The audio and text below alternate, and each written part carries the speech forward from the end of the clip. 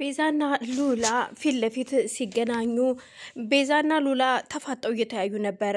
ሉላ ግን በጣም ደስ ብሏት ነበር እህቷን ስላየች። ግን ደግሞ ትጂን ልምታት አልምታት እያለች ውስጧ እያመነታ ነበር። እህቷ ታስራ ስታያት በገመድ እጇ ወደ ኋላ እግሯ ከወንበሮች ጋር ታስሮ ስታይ እጅግ በጣም ተሰምቷታል። ሳቅም ይሁን ደስታ ባልታወቀ ግን ደግሞ ፈገግ ትላለች።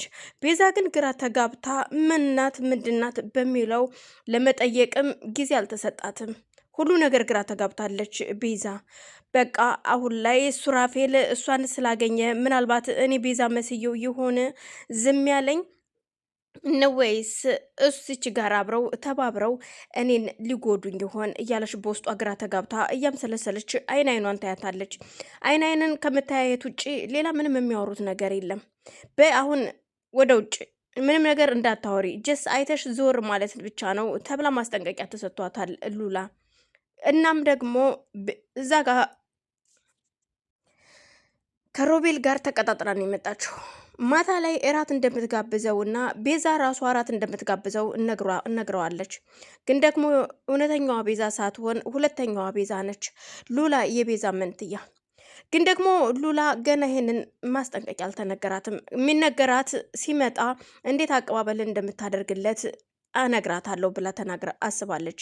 እናም ሉላ እንደምትቀበለውና እንደምታስተናግደው በዛን ሰዓት ልቧን ወደ ሮቤል እንደምታደርግና ሱራፌልን እንደማትፈልገው ትነግራታለች።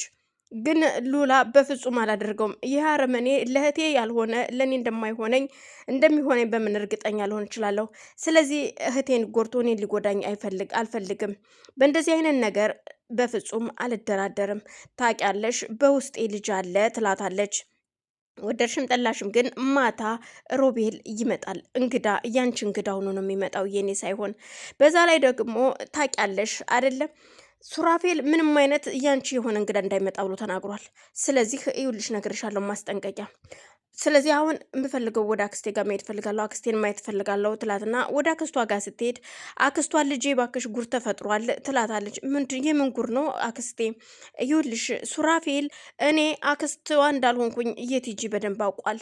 እናም ትጂ ኩላሊት እንደማሰጠኝና እሱ አንቺ ተመርምረሽ እንደምትሰጭኝ ያንቺ ተመርምሮ በሕክምና ተረጋግጦ አንቺ እንደማቺ ከሆነ እሱ ራሱ እንደሚሰጠኝ ተናግሯል ትላታለች።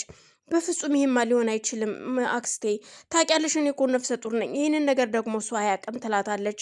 አዎ እሱ ይሄንን አያውቅም፣ ግን ደግሞ እውነታውን ስነግርሽ ደግሞ በፍጹም አይሆንም ብሏል።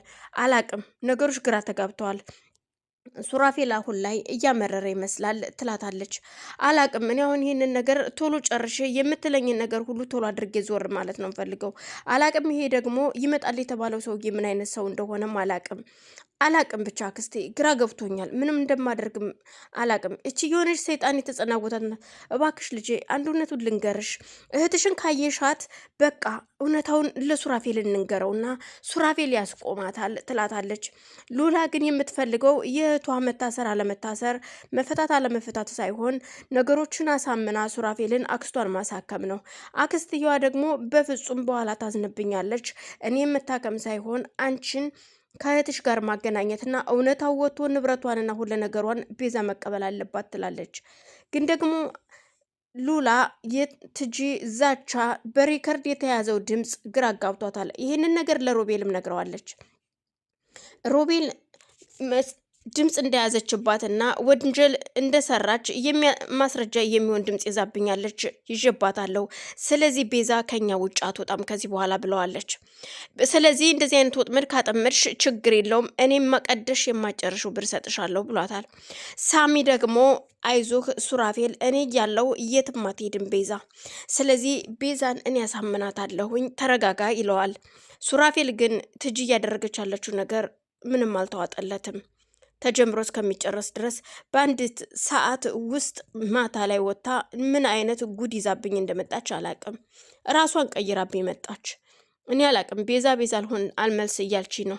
ስለዚህ ቤዛ እውነታውን ልትነግሪኝ ትችያለሽ? እኔ ምልሽ ግን ትጂ ማታ ማን ለምንድን ነው እላይ ወስዶ አስሮ የገረፈሽ? እንዴት ነው ስትል ስለ እሱ አይመለከትሽም፣ አትጠይቅኝ። አሁን እኔ ልጠይቅኝና ልታሳምኝኝ አትሞክሪ እባክሽ ትላታለች። ሰራተኛዋ ለምን እረፍት እንደወጣችስ ለምንድን ነው ሰሊ ተብላ እንደመጣሽ ግን አታቂም ስትላት፣ እሱንም አውቀው ታሪክ የለም ግን አንዳንድ ጊዜ በቤቴ ላይም ኃላፊነት እንድሰጭኝ እፈልጋለሁ ትጂ። ሁሉም ነገር ባንቺ ኃላፊነት ሊሆን አይችልም፣ ቤቴ ነው እስካለው ድረስ ትላታለች። እንዴት ነው ቤት የምትይው? ይሄ የኔ ቤት ነው። ማንም ሊወጣ ሊገባ አይችልም።